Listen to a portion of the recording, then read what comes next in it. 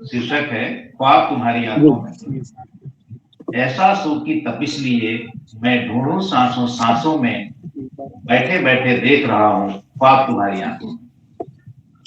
यादों के रटीले पल जब अपनी ओर बुलाते हैं, कतरा कतरा घुल जाता मधुमास तुम्हारी आंखों में। सपनों की उन गलियों में मन याद सपनों की उन गलियों में मन याया वर्षा फिरता है, मिल जाता है जीने का अंदाज तुम्हारी आंखों में। एहसासों की इस वादी में तेरी ही खुशबू बसती है, इस क्लांत श्रांत मनहुवन का चिरहास तुम्हारी आंखों में। तुमसे मिलकर जीवन की सारी उलझन मिट जाती है, मिलता है इस जीवन का विस्तार तुम्हारी आंखों में। तुम ही बता दो कैसे भूलूं उन उजियाली यादों को, बिन बोले सब कहने का अभिप्राय तुम्हारी आंखों में।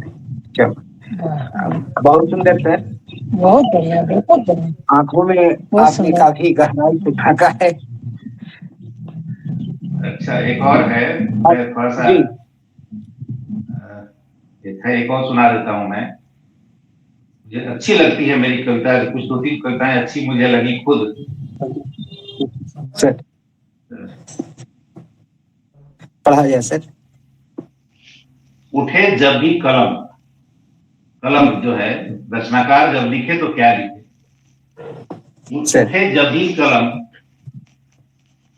तो समय के पन्नों पर युगबोध की स्याही से मानवता का नया इतिहास लिखे। भावनाओं में गुथ कर एहसासों की गीली मिट्टी से शब्दों का आकार लिए नेह का अविरल प्रवाह लिए। उठे जब भी कलम तो देश की सीमाओं पर अहर्निश डटे भारत मां के वीर सपूतों का गर्वोन्नत दीप्तिमान भार लिखे।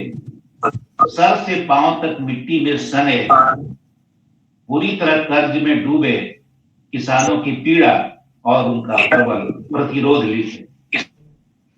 उठे जब भी कलम तो दम तोड़ते युवा स्वप्नों की दारुण व्यथा लिखे। तंत्र के हाथों कुचले गए लोग की अंतहीन कहानी लिखे। निर्भयाओं की रक्त रंजित देह और श्मशान में जलती उनकी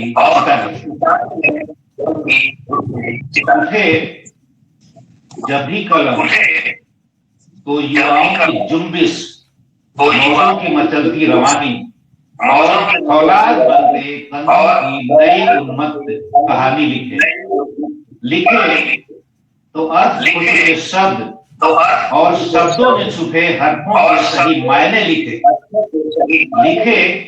तो जुर्म की आग में सुलगती जलती धरती युग प्रचंड मिसाल लिखे तो अपने समय की पीड़ा और सत्य का अनुमान लिखे तो अपने समय की पीड़ा और सत्य का अनुमान।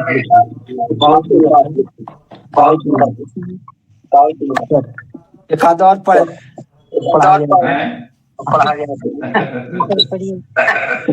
ऋचा वर्मा मैडम, आप माइक ऑफ कर लेंगे।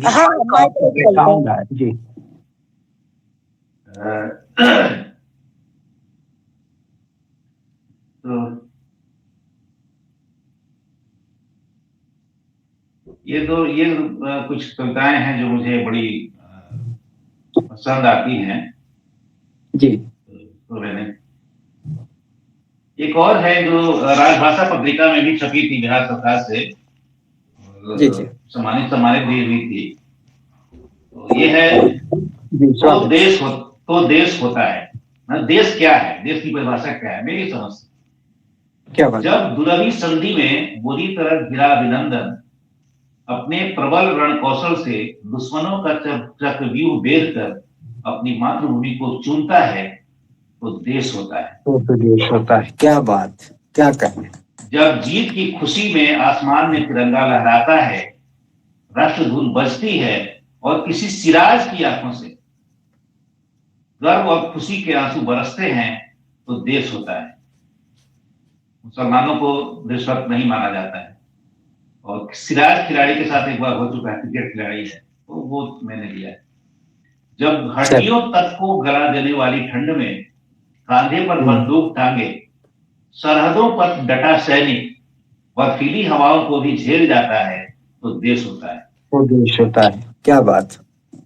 जब शीत ताप बारिश झेलकर किसान कुदाल की कलम से खेतों में सृजन गीत रचता है और भूख प्यास त्याग कर अपने रक्त स्वेद से सींच मिट्टी से सोना उपजाता है तो देश होता है। क्या बात। जब पांव में चुभते कंकड़ों पर लहूलुहान पंजों से चलते हुए पहाड़ का सीना चीर कर श्रम कौशल और उद्यम भरे हाथ विकास की सड़क बनाते हैं तो देश होता है। तो देश होता है। क्या बात।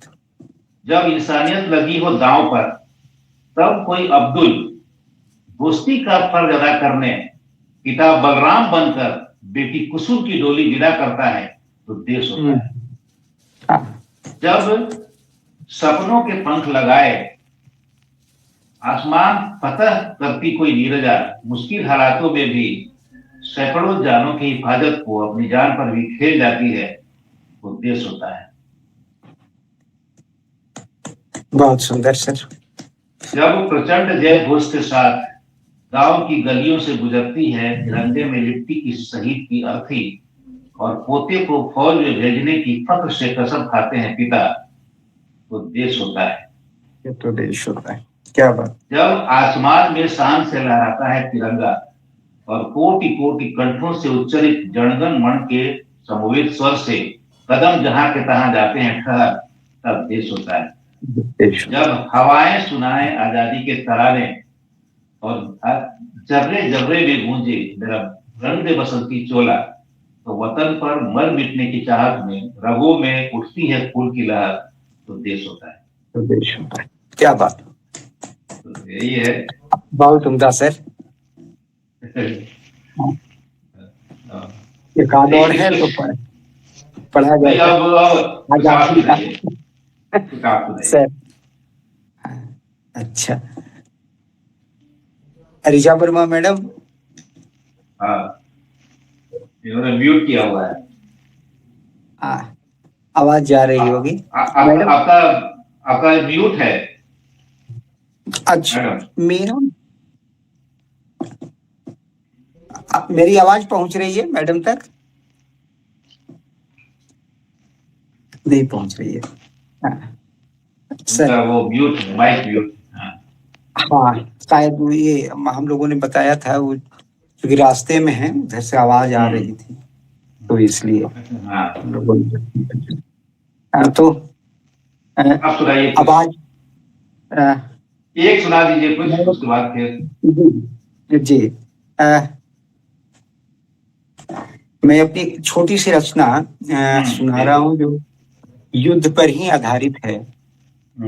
शीर्षक है कुछ तेरी। परिणाम युद्ध का इल्म नहीं है। परिणाम युद्ध का इल्म नहीं है। जय पराजय किसकी होगी। परिणाम युद्ध का इल्म नहीं है। जय पराजय किसकी होगी। पर निश्चित है बेटियां बेवा होगी। कुछ तेरी होगी कुछ मेरी होगी। हथियारों का मान बढ़ेगा। मांग बढ़ेगी आकाश छुएगी। पर बोटियां जमी पर बिखरी होंगी। कुछ तेरी होगी कुछ मेरी होगी। हवा अपनी जीवत्व खोएगी। हवा अपनी जीवत्व खोएगी। पानी अपना जलत्व खो देगा। और लाल लहू से सनी मिट्टी। हवा अपनी जीवत्व खोएगी। पानी अपना जलत्व खो देगा। और लाल लहू से सनी मिट्टी। थोड़ी तेरी होगी थोड़ी मेरी होगी। वाह क्या बहुत आभार। बहुत बढ़िया। बहुत अच्छी कविता बहुत ही अच्छी।